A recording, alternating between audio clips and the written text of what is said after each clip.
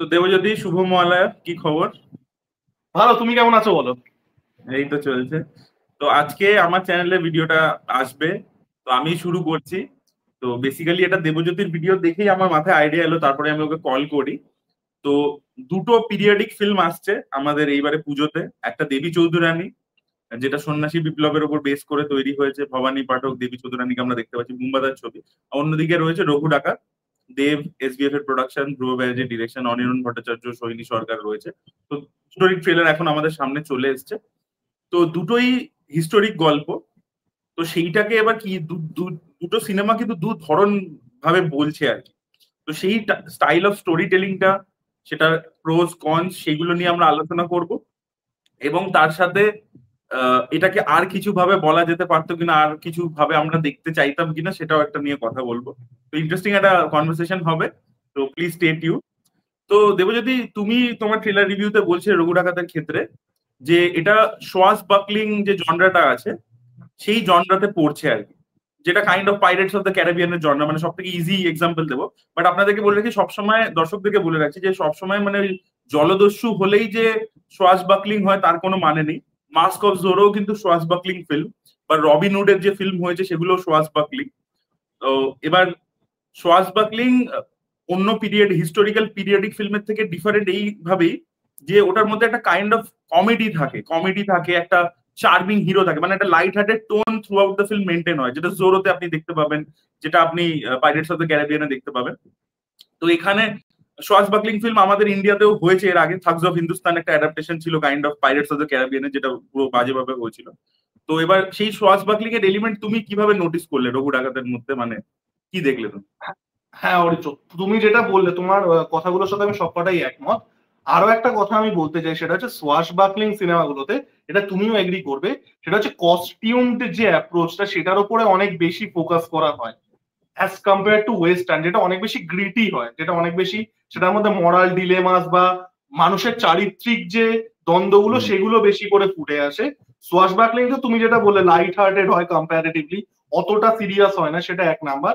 আর দ্বিতীয়ত হচ্ছে এই যে কস্টিউম যে অ্যাপ্রোচটা, সেটা সোর্ড প্লে হতে পারে, সেটা বিভিন্ন রকম মানে ড্রেসড মানে রেস্কিউ মিশন হোক, সেটা জাহাজ হোক, পাইরেসি হোক, তো the কস্টিউমড approach is very emphasise.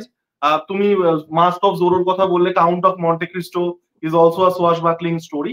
তো এইগুলো আমার, দেখো আমার যেটা দেখে ভালো লাগলো ট্রেলারে, যে এখানে একটা নতুন কিছু অ্যাপ্রোচ নেওয়া হয়েছে যেটা বাংলায় এর আগে হয়নি। এখানে কিন্তু দেখো 17th সেঞ্চুরি, 18th সেঞ্চুরি বা মানে রঘু ডাকাতের যে মিথটা আছে, সেটা যদি আমরা মিথ ধরে নিই, যে সময়টায় প্লেস করা হয় ওই late 18th early 19th century. এবার এটা তো আমরা বিভিন্ন ভাবে উঠে আসতে দেখেছি, এই কলোনিয়াল পিরিয়ডটা, বিশেষ করে আর্লি কলোনিয়াল পিরিয়ডটা। এখানে যেটা দেখানো হয়েছে, এখানে কিন্তু জিনিসটার মধ্যে একটা ইউনিকনেস রাখা হয়েছে, যে এটা পুরোপুরি ট্রিটমেন্টটা ওই পুরোনো সোয়াশ বাকলিং সিনেমার মতো। বেঙ্গল অ্যাকচুয়ালি তো 18th সেঞ্চুরিতে এরকম ছিল না, এটা তুমিও জানো আমিও জানি। এবার ব্যাপারটা হচ্ছে এইখানে এই অ্যাপ্রোচটা নেওয়া হয়েছে, জাহাজ, জলদস্যু। আমার ব্যক্তিগতভাবে যেটা মনে হয়, যে ব্রিটিশ কোনো পাইরেট শিপ, সেটাকে এই যে রঘু ডাকাতের যে গ্রুপটা আছে, তারা আর কি সেটাকে দখল করবে, মানে কাইন্ড অফ আ হাইস্ট নিয়ে তারপরে তারা কন্ট্রোল করবে, এটা আমার ট্রেলারটা দেখে মনে হলো। তো ওভারঅল আমার এই জিনিসটা, মানে এই যে সোয়াশ বাকলিং অ্যাপ্রোচটা, এটা আমার বেশ ইউনিক লাগে। সোয়াস বাকলিং মানে রঘু ডাকাতের যে ইটসেলফ যে লেজেন্ডস গুলো আছে, সেইগুলোর মধ্যে কিন্তু এই সোয়াস বাকলিং এলিমেন্টটা এতটা মানে প্রিমিটিভ ভাবে আসে না। আমি রাদার মানে তুমি তোমার ভিডিওটা দেখতে দেখতে আমার মাথায় ক্লিক করছিল, তুমি চিতে ডাকাতের নাম শুনেছো? চিতে ডাকাত, চিতে না। ডাকাত বলে একজন ডাকাত ছিল, হ্যাঁ।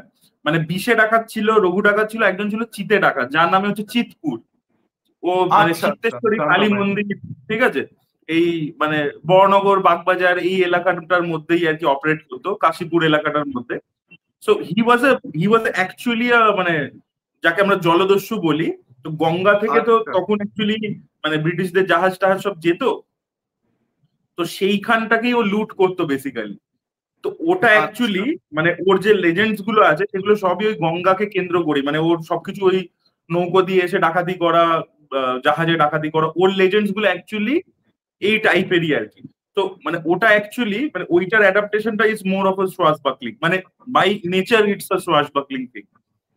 তো রঘু ডাকাতের খালি একটাই ঘটনা আছে যেটা আমি পড়েছিলাম, বিকজ রঘু ডাকাতের তো টুকরো টুকরো ঘটনা আছে, মানে এক্সাক্ট তো কোনো গল্প নেই, যে আদিসপ্ত গ্রামে যে পোর্ট ছিল সেই আদিসপ্ত গ্রামের পোর্টে রঘু ডাকাত লুট করেছিল।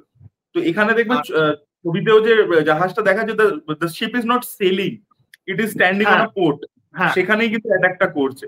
সো মানে আমার মনে হয় যে ওইটা মানে মাইট বি ছবির ক্লাইম্যাক্স হবে, হয়তো মাইট বি। Most probably.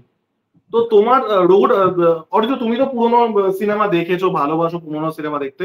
তোমার এই যে সোয়াশবাকলিং যে অ্যাপ্রোচটা নিয়েছে, একটা কস্টিউমড অ্যাপ্রোচ, একটু লার্জার দ্যান লাইফ, একটু লাইট হার্টেড জিনিসটাকে রেখেছে, খুব বেশি লাইট হার্টেড এখানে কিন্তু করেনি, মানে আমি ওটাই বলতে যাচ্ছিলাম যে এখানে কিন্তু মানে ট্রেলারটার মধ্যে কিন্তু ট্রেলারটা কিন্তু ডেড সিরিয়াস, কিন্তু মানে ট্রেলারটা কিন্তু লাইট হার্টেড। এবার সোয়াশবাকলিং এ ওই লাইট হার্টেডনেসটা না মানে ছবিটাকে অ্যাকচুয়ালি বাঁচায়। তুমি দেখবে এই যে জ্যাক স্প্যারো ইটসেলফ একটা খুব লাইট হার্টেড একই ক্যারেক্টার, আর তুমি দেখবে যে এবার সোয়াশবাকলিং থেকে তুমি যদি কমেডিটাকে মানে সরিয়ে নাও, তাহলে swashbuckling will become a serious periodical history film like a Gladiator, বা ধরো বা যে অ্যাপ্রোচে রিডলি স্কট বানায় বেসিক্যালি ছবিগুলো।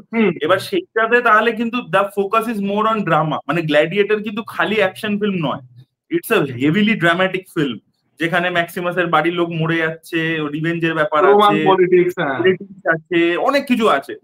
So that is a different take. এবার সেটা তো ছবিটা দেখলে বেটার বোঝা যাবে যে একদম পুরো ডেড সিরিয়াস একটা হিস্টোরিক্যাল টেক ড্রামার উপর ফোকাস করেই নাকি, বাট গ্ল্যাডিয়েটর ইত্যাদির মধ্যে অ্যাকশন থাকলেও একটা গ্রাউন্ডেডনেসও থাকে, যেটা সোয়াশবাকলিং এ হয় কি যে the character can be anything, মানে the character is so flamboyant it can be anything.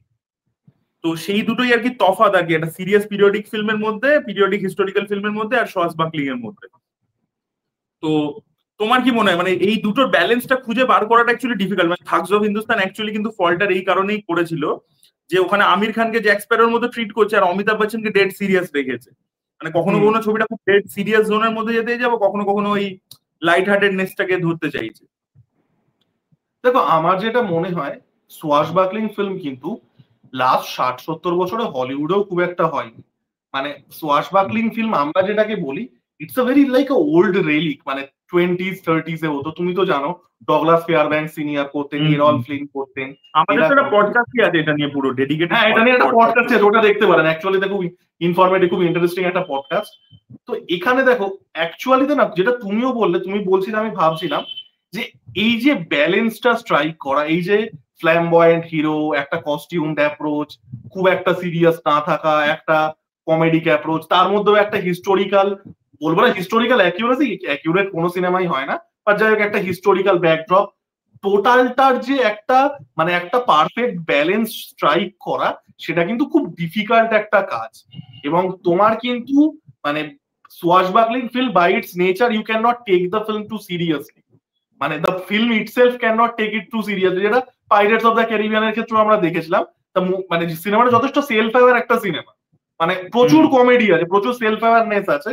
তো এই ব্যালেন্সটা স্ট্রাইক করাটা খুব ডিফিকাল্ট। যেটা তুমিও বললে যে রঘু ডাকাতের অ্যাপ্রোচটা, রঘু ডাকাত চরিত্রটা ডেড সিরিয়াস রাখা হয়েছে, এবং যে ইস্যুগুলো দেখানো হয়েছে, এই যে নীল চাষের ইতিহাস, এটা তো আমরা জানি প্রত্যেকে, মানে ভয়ঙ্কর ইতিহাস, মানে ভারতীয়দের ওপরে যে নীল চাষকে কেন্দ্র করে ভারতীয় কৃষকদের ওপরে যে অত্যাচার, সেটার ওপরে এই যে একটা সোয়াশবাকলিং, একটা লার্জার দ্যান লাইফ, একটা ফ্ল্যামবয়ান্স, এই জিনিসটাকে কার্ভ করা কতটা স্ট্রাইক করতে পারবে সেটাই ইন্টারেস্টিং। এবং হ্যাঁ, যেটা তুমিও বলে যে থাগস অফ হিন্দুস্তানও কিন্তু ওই জিনিসটা মানে ক্র্যাক করতে পারেনি।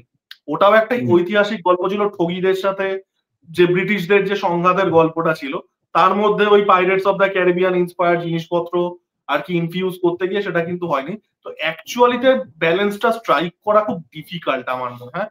দেখা যাক রঘু ডাকাত কেমন করে। ট্রেলারটা তো মানে একটা ইউনিক অ্যাপ্রোচ নিয়েছে। তোমার কিরকম লাগলো এই সোয়াশবাকলিং অ্যাপ্রোচ? না, আমার ট্রেলারটা খুবই ভালো লেগেছে। আমার ট্রেলারটা খালি একটাই প্রবলেম মনে হচ্ছে যে it does not have any মানে kind of spectacle action pieces.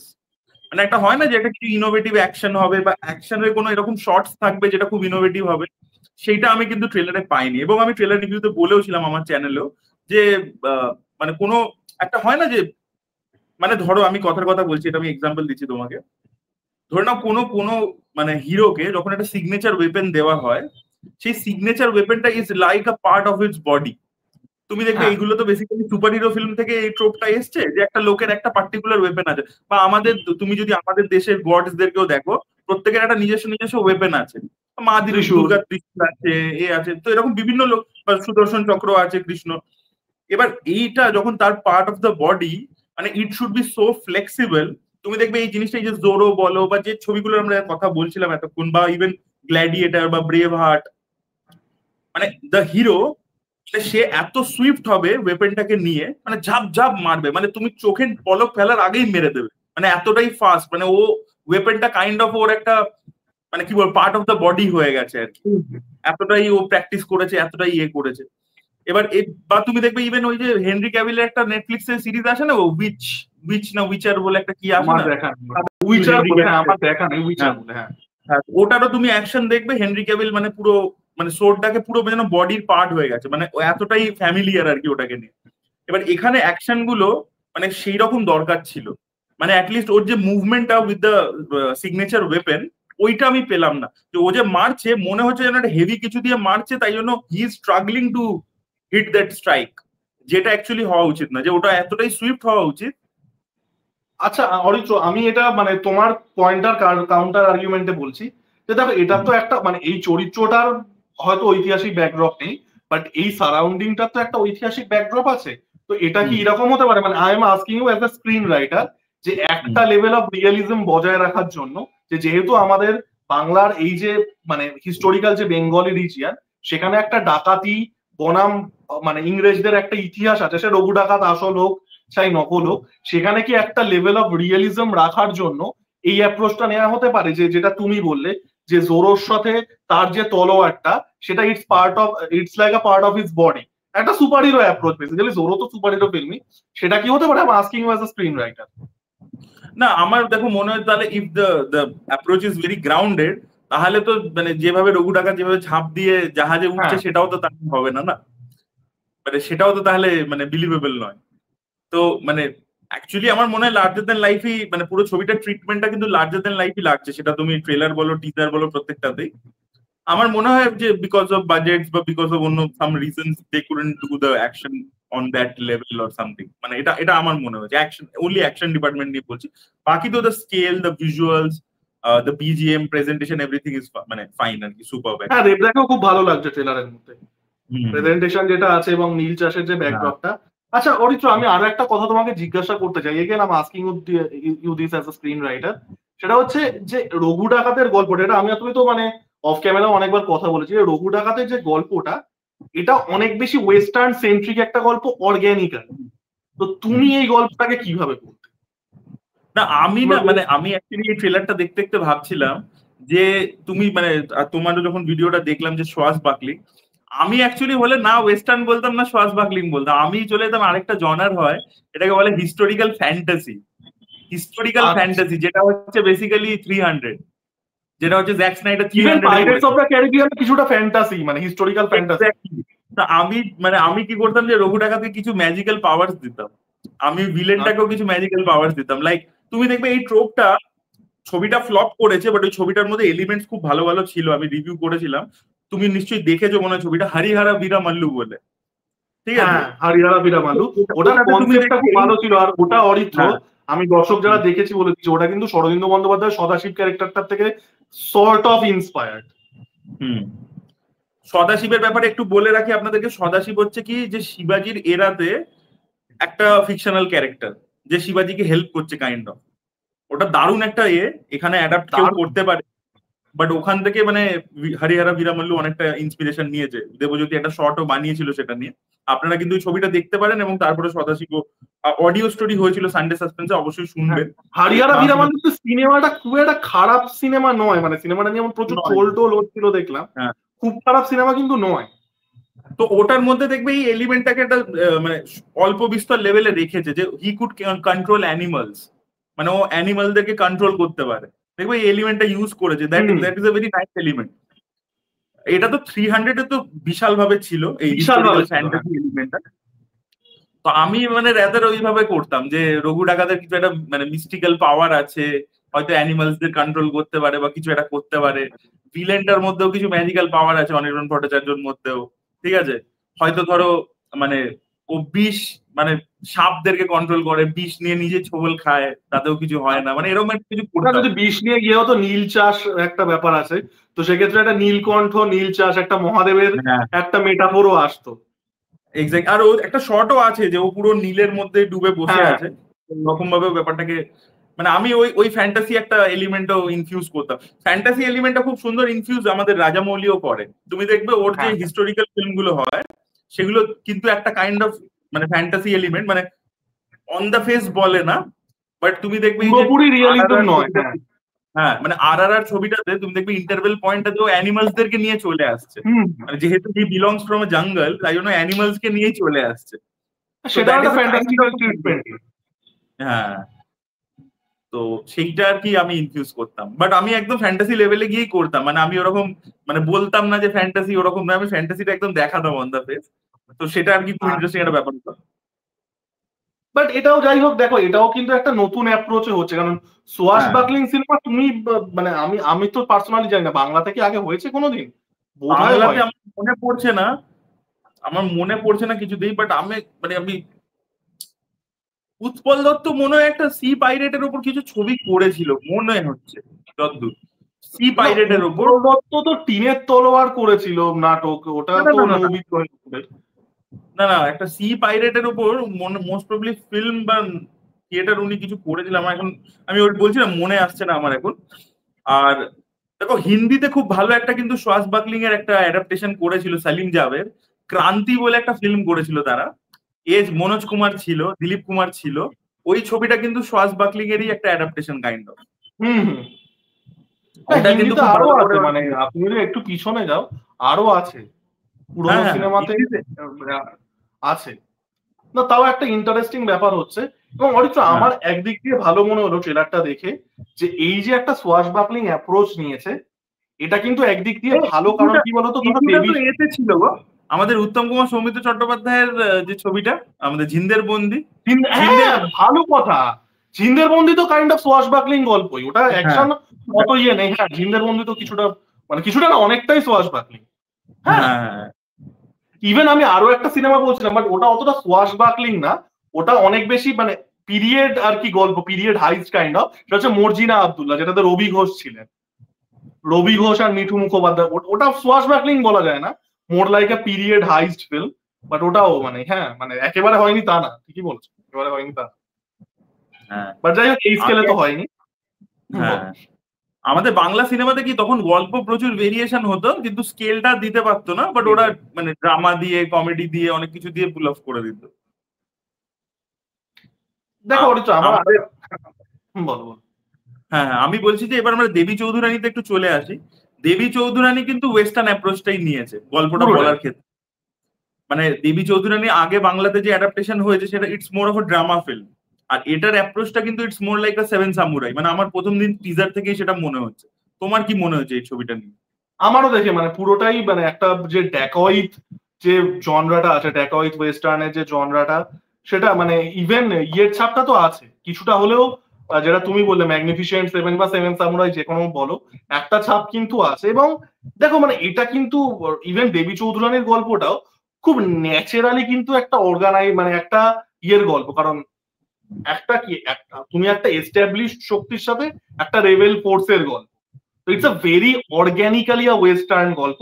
এবং একদিক দিয়ে ভালোই হলো অরিত্র, কারণ দেবী চৌধুরানী আর রঘু ডাকাতের গল্পটা কিন্তু অনেকটা একই গল্প, এরাও একই এবং গল্প অনেকটা একই। তো সেক্ষেত্রে দুটো যে কমপ্লিটলি দুটো different genre, Raghu Dakat is in that more action swashbuckling genre, এবং দেবী চৌধুরানী অনেক বেশি ট্রু ব্লু ওয়েস্টার্ন। তো একদিক দিয়ে কিন্তু অ্যাপ্রোচটা ভালো হয়েছে। আমার পার্সোনালিতে দেবী চৌধুরানীর ট্রেলারটাই বেটার লেগেছে আমি বলবো। আচ্ছা, না দেবী চৌধুরানী তোমার ট্রেলারও খুবই ভালো হয়েছে।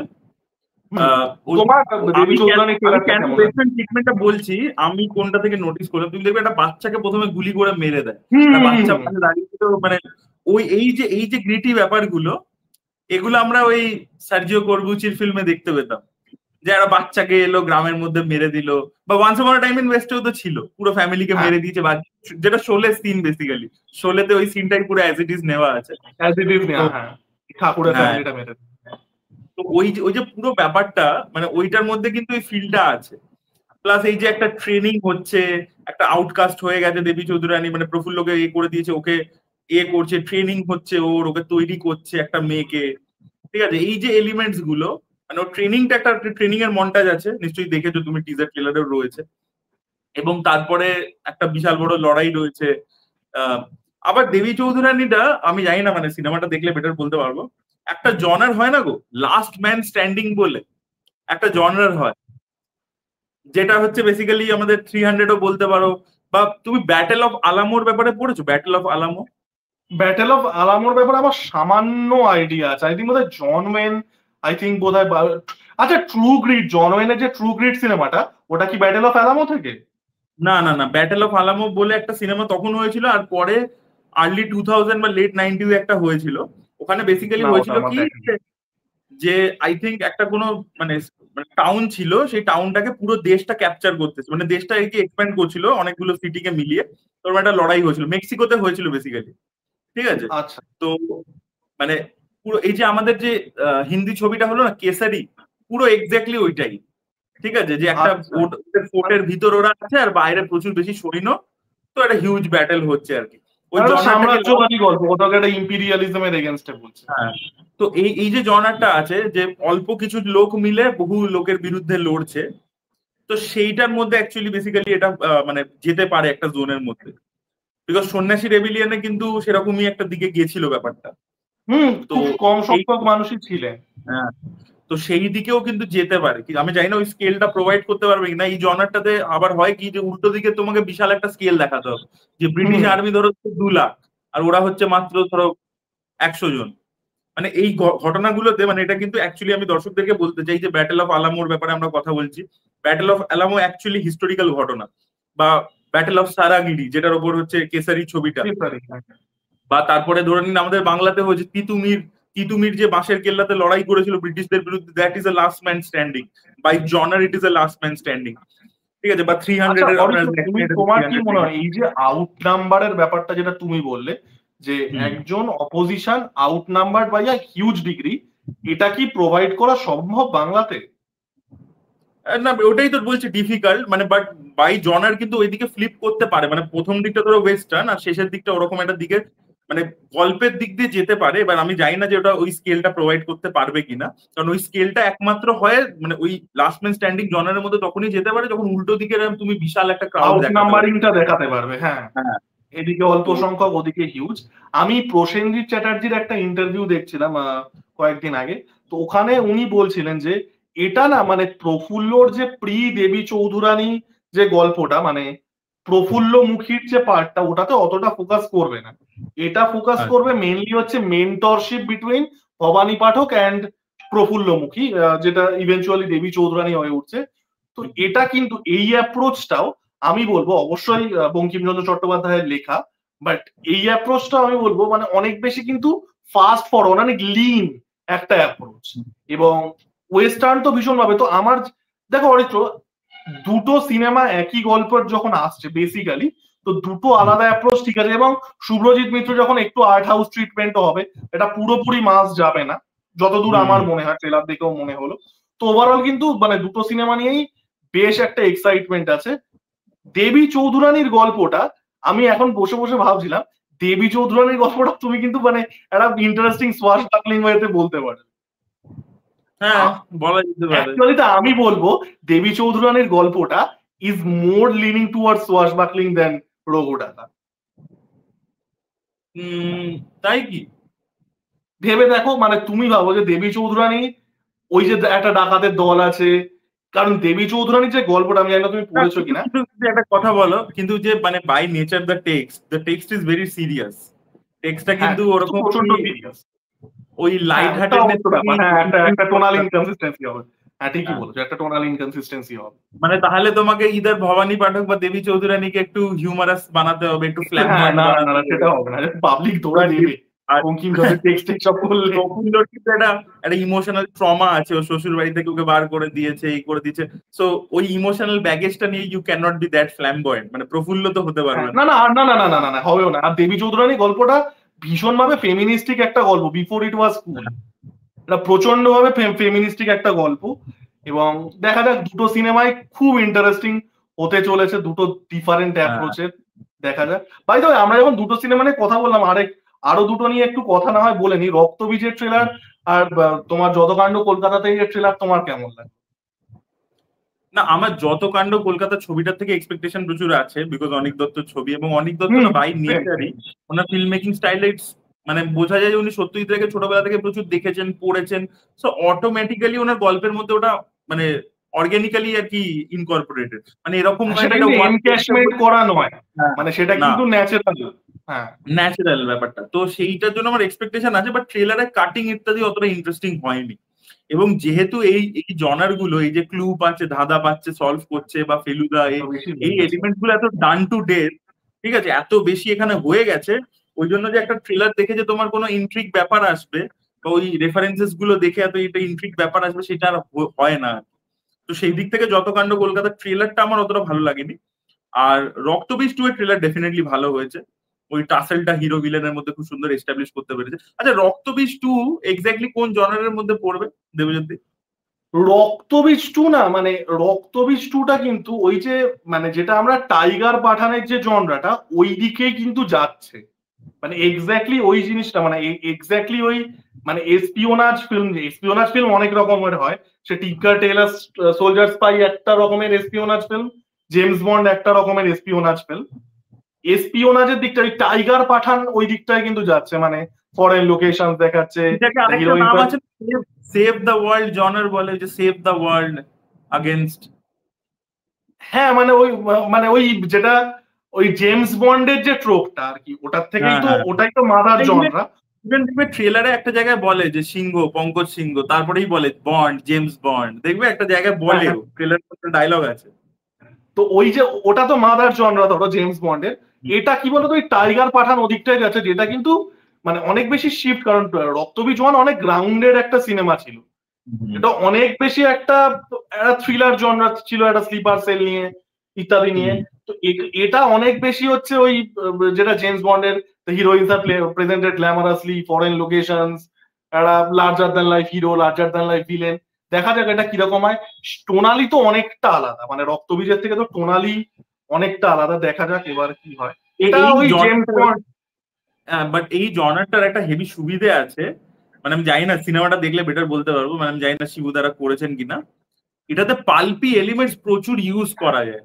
তুমি দেখবে যে মানে হিউজ লেভেল অফ পাল্প, মানে এই ডিসগাইজ চেঞ্জ করে নিচ্ছে, ঠিক আছে।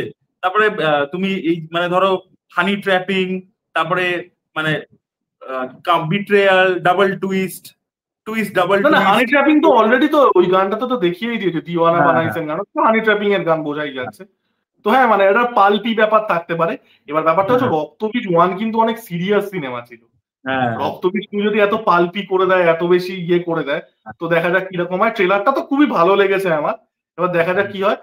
তুমি আমাকে, আমি অনেস্ট কোয়েশ্চেন করছি, এই যে রক্তবীজ 2 এর যে ট্রেলারের যে পলিটিক্সটা, সেটা নিয়ে তোমার কি মনে হয়? সেটা এখনকার যে রাজনৈতিক যে আবহাওয়া বা মানুষের যে আর কি একটা মানুষের মধ্যে যে ন্যারেটিভটা চলছে, সেটা কতটা অ্যাকসেপ্টেড হবে বলে তোমার মনে হয়? আমার মনে হয় অ্যাকসেপ্টেড হবে। দেখো, দু ধরনের ফিল্ম মেকার হয়। একজন হচ্ছে কি, যে যেটা এখন হাওয়া চলছে, সেই হাওয়াটাকে এনক্যাশ করে একটা মেসেজ দিতে পারে, ঠিক আছে, যে আমি এখন এইটা চলছে, এই ন্যারেটিভটা চলছে, তো আমি এই ন্যারেটিভটাকেই আমার সিনেমার মধ্যে পুশ করবো, সো ইট উইল গেট মানে better talking, it will become a talking point. আর আরেকজন হতে পারে, যেটা আমি দেখেছি জেনারেলি হয়ে থাকে, যে একটা ইউনিটির কথা বলবো, আমি জানি না হয়তো এটা আইডিয়াল ওয়ার্ল্ড, ওটা ইউটোপিয়ান ওয়ার্ল্ড, বাট আমি ইউনিটির কথা বলবো, আমি পিসের কথা বলবো। তুমি দেখবে এই অ্যাপ্রোচটা কিন্তু চিরকাল ধরেই পৃথিবীতে এক্সিস্ট করে এসছে। কেউ খুব শকিং একটা কথা বলে, আমি বলছি না যে ন্যারেটিভটাকে সবসময় এনক্যাশ করতে মানেই সে খারাপ ইন্টেনশনে করছে, হচ্ছে ন্যারেটিভটাতে বিশ্বাস করে, সেই কারণেও সে করতে পারে। অনেকে এনক্যাশ করার জন্য করে, অনেকে বিশ্বাস করে করে। কিন্তু আবার অনেক ফিল্ম মেকার এরকমও আছে যারা ধরো একটা ইউটোপিয়ার কথা বলতে চায়, যে আমি ভাই এই মানে এটা একটা ইউনিভার্সাল হওয়া উচিত, যে দের শুড বি পিস, ঠিক আছে। তো সেটাই আমার মনে হয়েছে, যে মানে যে দুটো দেশের মধ্যে সবকিছু ঠিকঠাক থাকা উচিত, সেই জিনিসটা যে মেসেজটা দিচ্ছে, আমি think it's a universal theme, right? Absolutely. তো দেখা যাক কিরকম ভাবে অ্যাকসেপ্টেড হয়। জেমস বন্ডের যে ফিল্ম ছিল তুমি যদি দেখো, সেখানেও তুমি দেখবে যে রাশিয়াকে খারাপ দেখাতো তো একটা টাইমে, যে রাশিয়া খারাপ, ঠিক আছে। এবার ব্যাপার হচ্ছে তার মধ্যেও তুমি দেখবে রাশিয়ান কিন্তু একটা কোনো মেয়ে জেমস বন্ডকে হেল্প করছে, ঠিক আছে। সে বলছে যে যেখান থেকে বেসিক্যালি ওয়াইআরএফ ঝাঁপে আর কি, যে পাকিস্তানের মানুষ ভালো, এজেন্সিটা বাজে, এগুলো তো না, জেমস এটা বন্ডের দেখো, ট্রোপ এটা আর কি। ইনহেরেন্টলি কিন্তু এই যে মেসেজটা যেটা তুমি বললে যে কোথাও হ্যাঁ, গিয়ে একটা সমাজের প্রবলেমেটিক এলিমেন্ট আর সেই সমাজ, বৃহত্তর সমাজকে আলাদা করা, সেটা কিন্তু হুম, ভালো, মানে সেটা কিন্তু হ্যাঁ, খারাপ অ্যাপ্রোচ না। বাট ব্যাপারটা হচ্ছে মানে ইন্ডিয়ান সিনেমাতে, বিশেষ করে তুমি এই ওয়াইআরএফ এর সিনেমাগুলোর কথা বললে, এগুলোতে এটা জিনিসটা এক্সিকিউটটা এত জঘন্য ভাবে করে, এই হ্যাঁ, জন্যই হ্যাঁ, গালাগালিটা খায় পাকিস্তান প্রেম দেখানোর জন্য। হ্যাঁ, তুমি যে হ্যাঁ, অ্যাপ্রোচটা বললে, এই যে যে একটা সোসাইটিতে প্রবলেমেটিক এলিমেন্ট থাকবে, আমি বৃহত্তর সোসাইটিটাকে সেটা দিয়ে ডিফাইন করবো, সেই এক্স্যাক্টলি। অ্যাপ্রোচটা ভালো। এবার লোকে সেটা ভুল করে ফেলে, মানে এক্সিকিউশনটা ইয়ে করে। দেখা যাক, রক্তবীজের ট্রেলারটা তো আমার দেখে মনে হলো, মানে আমার তো পার্সোনালি ট্রেলারটা ব্যাপক লেগেছে, দেখা যাক এবার কি হয়, ইনক্লুডিং দ্য আচ্ছা, এবার পলিটিক্স। এবার দেবে, যদি তুমি আমাকে বলো যে রক্তবীজ 2 যদি তুমি মানে বানাতে, তাহলে তুমি কোন জনার মধ্যে ওটাকে ফ্লিপ করতে? এটা তোমাকে সেপারেট জনার বলতে হবে, মানে আউট অফ আমি দিস যদি পালপি রক্তবীজ, কাইন্ড। হ্যাঁ, আমি যদি রক্তবীজ 2 বানাতাম, আমি রক্তবীজ 2 এর যে আর কি অ্যাপ্রোচটা আছে, আমি রক্তবীজ 1 এর মতনই লাগতাম। তুমি তুমি ক্যাথরিন বিগেলোর সিনেমাগুলো দেখেছো? মানে যে জিরো যিনি ওই ডার্ক জেমস থার্টি বলো, ক্যামেরন, মিউনিক হ্যাঁ, বলো। জেমস ক্যামেরনের ওয়াইফ ছিলেন তো যিনি। হ্যাঁ, হ্যাঁ হ্যাঁ হ্যাঁ, জেমস ক্যামেরনও ওয়াইফ ছিলেন একটা সময়। উনি তো দারুণ তো সিনেমা সেই মানে ফেমাস জিরো যেটা ডার্ক কি থার্টি। আভাতারে, সেই আভাতারে সেই অস্কারে সেই ফেমাস মোমেন্টটা আছে যে জেমস হ্যাঁ, ক্যামেরনও নমিনেটেড, বিগেলও জিতে যাচ্ছে। তো হার্ট লকার, তারপরে আমাদের হার্ট লকার, তো জিরো আমি ডার্ক না থার্টি। ওই জায়গাটাতে নিয়ে যেতাম, কারণ রক্তবীজ 1 তুমি যদি দেখো, ওটা কিন্তু অনেক বেশি ওই ঘেঁষা একটা সিনেমা, পুরোপুরি ওটা না, বাট ওই ঘেঁষা একটা সিনেমা যেখানে ইনভেস্টিগেশনটা, ওই জিনিসটা ফোকাস করা হয়েছে। তো আমি ওই জিনিসটাকে ফোকাস করা করতাম, কারণ এই যে ইস্যুগুলো তুলেছে, আমি ইস্যুগুলোর মধ্যে যাচ্ছি না, let's keep this discussion light hearted. But এই যে issue of infiltration, radicalization, sleeper cell, this are dead serious issues, এবং সেগুলোর মধ্যে কিন্তু একটা লেভেল অফ সিরিয়াসনেস, একটা লেভেল অফ অথেন্টিসিটি দরকার। তুমি সেটাকে খুব মানে সেম ওয়াইআরএফ এর সমস্যা, যে খুব সিরিয়াস রিয়েল লাইফ ইস্যুগুলোকে ভীষণভাবে জেনারেলাইজ করে দেয়। তো আমি যেটা করতাম, তো আমি ওই রক্তবীজ 1 এর অ্যাপ্রোচটাই রাখতাম, ওই জিরো ডার্ক থার্টি, বা মোস্টলি জিরো ডার্ক থার্টি, কারণ ওটা অনেক বেশি ইনভেস্টিগেশন ছিল, ওই জিনিসটাই রাখতাম। আমি এই যে ইনফরমেশন গুলোকে উইদাউট, কারণ এই যে ইনফরমেশনটা, আমরা এখন এমন একটা ভারতবর্ষে বাস করি অরিত্র, যেখানে প্রত্যেকটাই পলিটিক্যাল আর্গুমেন্ট হয়ে যায়, মানে তোমার কোনো মানবিক দৃষ্টিভঙ্গি নেই। একটা মানুষ বর্ডার ক্রস করছেন, সে জীবিকার জন্য করতে পারে, there is a human element to it, তাই না? অনেকগুলো দিক আছে, শুধু কিন্তু রাজনীতি নয়। তো আমি ওই একটা অ্যাঙ্গেল পাওয়ার চেষ্টা করতাম, তো I would have gone in that zero by dark the way, thirty. এই ডিরেক্টরের একটা সিনেমা আসছে নেটফ্লিক্সে, একটা ফিল্ম আসছে, ফিল্ম কি যেন নামটা আমি ভুলে গেছি। আগেন এরকমই আর কি, জিও পলিটিক্স নিয়ে আর কি, নেটফ্লিক্সে আসছে ক্যাথরিন এবছরই বিগেল আসছে। একটু রাইট উইং ঘেঁষা সিনেমা বানায়, সেটা না, বাট মানে তুমি হ্যাঁ, যদি মানে মানে জিরো ডার্ক থার্টি দেখো, মানে তার রিসার্চ ওয়ার্ক বাট বিহাইন্ড। আমি বলছি যে দেবজ্যোতি, একটু এই ডিরেক্টরের ব্যাপারে চলে আসি। আহ, এখন উনি এই ধরনের সিনেমা বানান, বাট একটা টাইমে লেট 80s আর্লি 90s ওনার দুটো সিনেমা তুমি দেখো, আমার খুব মজা লাগে।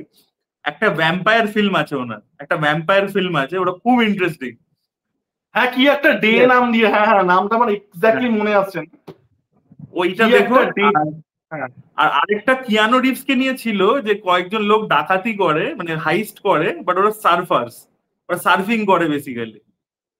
আচ্ছা, ওটা কি ইয়ে পয়েন্ট ব্ল্যাঙ্ক? না, পয়েন্ট ব্ল্যাঙ্ক তো পয়েন্ট ইয়ের না, পয়েন্ট ব্ল্যাঙ্ক তো ইয়ের না।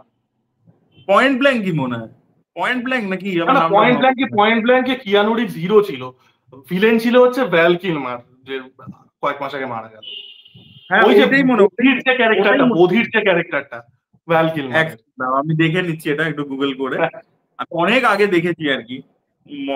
মানে ওরা বেসিক্যালি সার্ফিং করে বেসিক্যালি, আর ও একটা পুলিশ ওদের গ্যাংটাকে ইনফিলট্রেট করে, তারপরে আচ্ছা, দুজনের বন্ধুত্ব হয়ে যায়। পয়েন্ট মানে ব্ল্যাঙ্কই মনে বেসিক্যালি হয়। মানে ধুম, মানে ধুমের গল্পটা উইথ সার্ফার্স, হ্যাঁ, হ্যাঁ, ধুম উইথ সার্ফার্স। ওটার আবার পরে একটা মনে হয় এও হয়েছিল, একটা রিমেকও হয়েছিল। হ্যাঁ, পয়েন্ট ব্রেক, সিনেমাটার নাম হচ্ছে point point break. Break, sorry, point blank না, পয়েন্ট পয়েন্ট ব্ল্যাঙ্ক তো ব্রেক, অন্য, পয়েন্ট ব্রেক, হ্যাঁ, পয়েন্ট এটার ব্রেক। আবার পরে একটা দু হাজার ওটাতে ষোলো কিয়ানু সালে। রিভস দিয়েছিল না, ওটাতে সার্ফিং গ্যাংটা ছিল হচ্ছে ভ্যাল কিলমার, আমি ওই জন্যই গুলিয়ে গেছিল। Val Kilmer was the villain, Keanu Reeves police ছিল। হ্যাঁ, কিয়ানো রিভসই এফবিআই এজেন্টটা ছিল। হ্যাঁ, আর কি বলে, এটার একটা রিমেকও হয়েছিল 2015-তে। না, রিমেকটা আমি দেখিনি, অরিজিনালটা আমি ছোটবেলায় এইচবিওতে বা কোথাও কোথায় দেখেছিলাম। মানে হ্যাঁ। আমাদের ছোটবেলার আর কি হলিউডের সব থেকে বড় এক্সপোজারের জায়গা এইচবিও, তো এইচবিও তে দেখেছিলাম। স্টার মুভিজও তাই ছিল। আচ্ছা, বাই দ্য ওয়ে অরিত্র, আমাকে একটা মানে আমার একটা বান্ধবী, মানে শি ইজ অলসো মুভি বাফ, তো ও এই একটা সেরা সিনেমাটার কথা নাম বলেছে। হচ্ছে, শোনো না, এই সিনেমাটার নাম হচ্ছে নিয়ার ডার্ক, 1987 এর film near near dark. Dark, vampire near. Vampire কথা বলছি। তো আমার একটা বান্ধবী, তোমার শুনে মজা লাগবে, সেটা হচ্ছে জেমস ক্যামেরনের সিনেমাগুলো তো তুমি দেখেছো, খুব ফেমিনিস্টিক হয়, খুব হ্যাঁ। স্ট্রং, প্রত্যেকটা সিনেমা ফিমেল ক্যারেক্টারের জন্য। তো আর ক্যাথরিন বিগেল একটু রাইট উইং হ্যাঁচা, তো আমার একটা বান্ধবী একটা সেটা কথা বলেছিল যে জেমস ক্যামেরন মেক্স মোর ফেমিনিস্টিক মুভিজ দ্যান ক্যাথরিন বিগেল। তো যেটা অ্যাকচুয়ালিতে একই রেট, বাট আমার ক্যাথরিন বিগেলের সিনেমা পার্সোনালি তো ভালো লাগে, মানে না না, জিরো হার্ট লগর তো খুব ভালো সিনেমা, জিরো ডার্ক 30 খুব ভালো সিনেমা, ইভেন এই নিয়ার ডার্ক সিনেমাটাও খুব ভালো সিনেমা। ইভেন মিউনিকও ভালো সিনেমা, মিউনিকে নিয়ে অতটা কেন কথা হয়নি আমি জানি না, মানে মিউনিকও কিন্তু খুবই ভালো সিনেমা। ওটা হচ্ছে ওই 1960 যে মিউনিকে যে রায়টটা হয়েছিল সেটা নিয়ে। তো ওটাও মানে উনি হিস্টোরিক্যালি ফিল্ম বানান, যে রিয়েল যে ইস্যু গুলো হচ্ছে সেটার সাথে আর ইয়ে জেমস করে। ক্যামেরনের সাথে তো ওনার বিয়ে ছিল তো সেই মনে হয় লেট 80s আর্লি 90s, তারপর তো হ্যাঁ, মনে হয় অনেক আগে, ডিভোর্স, অনেক আগে, অনেক আগে, অনেক আগে, মানে টাইটানিক ফাইটানিকের অনেক আগেই ডিভোর্স হয়ে গেছে অনেক। ওনার সাথে। আমার যেটা মনে হয় যে তখন জেমস ক্যামেরন একদম টার্মিনেটর 2 কেরিয়ারের বানিয়েছে। প্রথম দিকে বোধহয়, যখন বোধহয় ওই এলিয়েন্স বানাচ্ছে, কি অ্যাবিস বানাচ্ছে, ওই সময়টা মানে বহু আগে, মানে তখন জেমস ক্যামেরন দেখো, জেমস ক্যামেরন ফেমাস হয়েছে কবে, টার্মিনেটর 2 থেকে। হ্যাঁ। কারণ টার্মিনেটর 1 কিন্তু বক্স অফিসে অত সাকসেসফুল ছিল না, পরে না, ক্লাসিক হয়েছে, পরে কাল্ট ক্লাসিক হয়েছে। তো তার আগে ফেমাস হওয়ার আগে এলিয়ানের পার্ট 2টা হিট ছিল না, যেটা মানে রিডলি স্কটের থেকে নিয়ে এলিয়েনের পার্ট 2টা যতদূর আমি জানি খুব বড় হিট ছিল না, মানে ইভেন এলিয়েন 1, এলিয়েন 2 এগুলো কিন্তু কোনোটাই হিউজ বক্স অফিস সাকসেস ছিল না। ইভেন ওই সময় আরো ফিল্ম আছে, ব্লেড রানার, ধরো ব্লেডও তো অসম্ভব ভালো একটা সিনেমা। ওই সিনেমাগুলো কি ছিল বলতো, মানে ইনিশিয়ালি একটা অডিয়েন্স পেয়েছে, সাবসিকুয়েন্টলি পিপল অ্যাপ্রিসিয়েটেড ইট মোর। টার্মিনেটরের ক্ষেত্রে তো এটাই হয়েছিল, ওই জন্য টার্মিনেটর 2 অত বড় হিট হয়েছিল যে অডিয়েন্সটা জ্ঞান করতে হবে। যাই হোক, বাট ওই অ্যাপ্রোচটা আমি নিতাম রক্তবীজ 2 এর ক্ষেত্রে, ওই Kathryn Bigelow film making of focusing on the investigation, like presenting the hard truth and everything. But দেখা যাক, এখানেই তো মানে একটা পাঠান জওয়ান মার্কা, পাঠান টাইগার মার্কা অ্যাপ্রোচ নিয়েছে, দেখা যাক কি হয়। তবে আমি একটা কথা বলবো অরিত্র, এইবার পুজোতে সে সিনেমা ভালো খারাপ হবে আমরা জানি না, সিনেমা কিন্তু 4 রকম আসছে, খারাপ ভালো হতে পারে। বাট তুমি দেখো যতকাণ্ড কলকাতাতেই একটা Feluda fan fiction, Feluda tribute, মানে কাইন্ড অফ ওটা একটা ডিটেকটিভ হালকা একটা হিউমার। Detective fiction. ইয়ে হচ্ছে আমাদের রক্তবীজ 2 হচ্ছে ওই জেমস বন্ড বেসিক্যালি, ওই পাঠান টাইগার ওই জনরাটা। রঘু ডাকাত পুরো সোয়াশ বাকলিং, যেটা মানে জিন্দারবন্দি হয়েছিল, বাট এরকম লার্জ স্কেল অ্যাকশনে তো হয়নি। আর ইয়ে হচ্ছে একদম পুরো ওল্ড স্কুল ওয়েস্টার্ন, দেবী চৌধুরী একদম পুরো ট্রু ব্লু ওয়েস্টার্ন। তো 4 রকমের সিনেমা আছে, যেটা কিন্তু ইন্টারেস্টিং। সিনেমার কোয়ালিটি গুলো কিরকম হবে এবার দেখা, মানে একই টাইপের সিনেমা কিন্তু আসছে না, মানে ওই ফ্যামিলি ড্রামা বা ওই একই রকম, সেটা কিন্তু আসছে।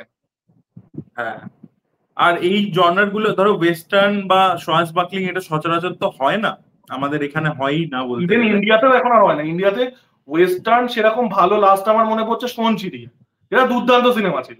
কোনচিড়িয়া খুব ভালো। আরেকটা ছবি খুব আন্ডাররেটেড, সেটা হচ্ছে লাল কাপ্তান বলে একটা ছবি হয়েছিল, সাইফ আলি খানের ছবি। দারুণ সিনেমা, দারুণ। মানে যারা দেখেননি, মানে আনফরচুনেটলি এটাই হয় যে এটা সাপোর্ট করে না এখন সাইফ আলি খানকে, হচ্ছে ওই ওই কি একটা ওই সিনেমাটা করতে হলো। তো লাল কাপ্তান দারুণ সিনেমা, ওটাও সন্ন্যাসী বিপ্লব নিয়ে, হ্যাঁ, দারুণ সিনেমা। ওটা আই থিঙ্ক 2018 এসেছিল, 18 কি 19 এসেছিল। আরেকটা, এইটা বলিউডের তো অ্যাকচুয়ালি দেখো কন্টেন্ট ব্যাংক্রাপসি এত বাজে। একটা গল্প আছে ব্যাটেল অফ গোকুল বলে, জানো তো? না, এটা 1600 এর গল্প। এটা গল্পটা হচ্ছে কি, যে গোকুলের ওখানে কিছু অঘরী নাগা সাধুরা ছিল, বুঝলে তো? নাগা সাধুদেরকে বেসিক্যালি বলা হয় হচ্ছে আমাদের ওই জাপানে যেরকম সামুরাই থাকে, ঠিক আছে, মানে সামুরাইদের ট্রেনিং দিয়ে রাখা হয় যে যখন আর কি বিপদ আসবে সোসাইটিকে বাঁচাবে। তো নাগা আচ্ছা, সাধুরা আমি হচ্ছে এখানে বলে রাখি, অঘরী সাধু অনেকে হয়তো গুলিয়ে ফেলেন। অঘরী সাধু হচ্ছে তারা যারা মহাদেবের যে ভৈরব রূপ আছে তাদের উপাসনা করেন, এরা মূলত শ্মশানে থাকে। এবং প্রচন্ড এবার- একটা লাইফস্টাইল। হ্যাঁ, বলো বলো। তো এবার এই নাগা সাধু যারা ছিল এবার তাদেরকে ট্রেন করা হয়, ওয়েপনের ট্রেনিং দেওয়া হয়, তাদেরকে সেক্সুয়ালি স্টেরাইল বানিয়ে দেওয়া হয়, ঠিক আছে, তাদের নাম পাল্টে দেওয়া হয়, সবকিছু করা হয় এবং ইমেন্স একটা ট্রেনিং হয় এবং তারা বিভিন্ন সময় আর কি বলে যে পৃথিবীকে প্রোটেক্ট করে। এবার তো সেই নাগা সাধু 300 জন ওই গোকুলে ছিল, আর সেখান থেকে একটা কোনো মুঘল আর্মি বা কেউ যাচ্ছিল আর কি, পাস করছিল। ওরা বলেছিল যে এই গোকুলের এই জায়গাটা আছে, এখানে তো অনেক মন্দির টন্দির আছে, চলো ভেঙে দিই। সেই সময়টাতে তুমি জানো ওই সব মন্দির টন্দির ভাঙা হচ্ছে। বলেছিল আমরা ভেঙে দিই আর এই জায়গাটা ক্যাপচার করে নিই, এতে 1 রাত লাগবে এটা ক্যাপচার করতে। তো উল্টো দিকে ছিল হচ্ছে 3000 সৈন্য, আর নাগা সাধু ছিল 300 জন। তো দে ফট দ্য এন্টায়ার নাইট। সবাই মারা গেছিল, কিন্তু ওরা ঢুকতে পারেনি গোকুলে, মানে ওই মুঘলরা ঢুকতে পারেনি গোকুলের ভিতরে। মানে মানে এটা basically Kesari with Aghori sadhus. Exactly.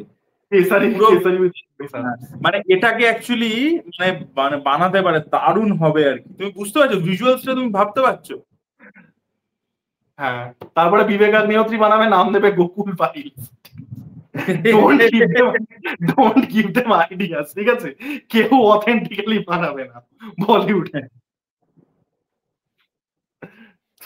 এইগুলো মানে এইগুলো অ্যাকচুয়ালি কি বলতো, খুব ভালো ভালো গল্প আছে, মানে করা যেতেই পারে আর কি।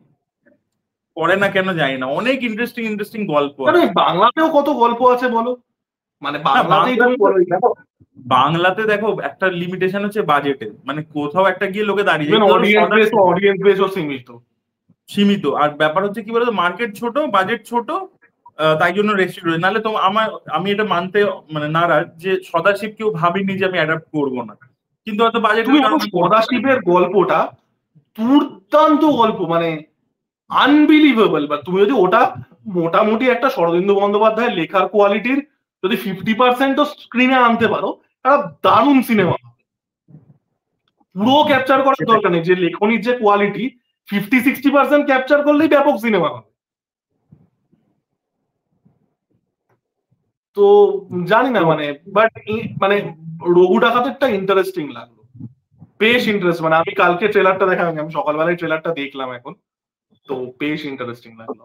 আজকে আমাদের আলোচনাটাও খুব, কনভারসেশনটাও খুব ইন্টারেস্টিং হয়েছে। তো আপনাদের এই জনার গুলোর ব্যাপারে কি আইডিয়া আছে, কি কি সিনেমা আপনারা এই জনারে দেখেছেন?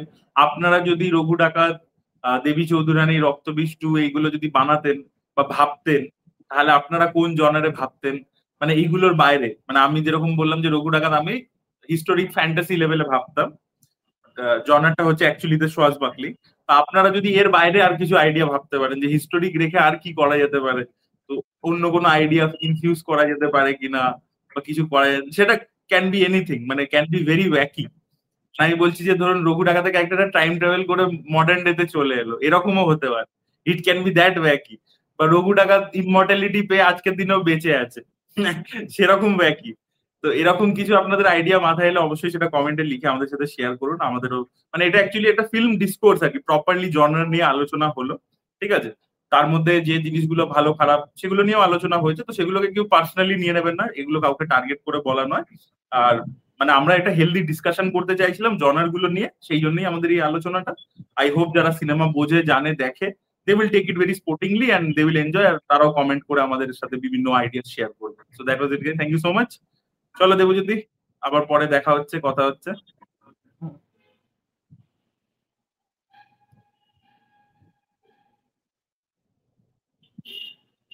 রেকর্ডিংটা বন্ধ করলে গো? হ্যাঁ, এই করছি এবার।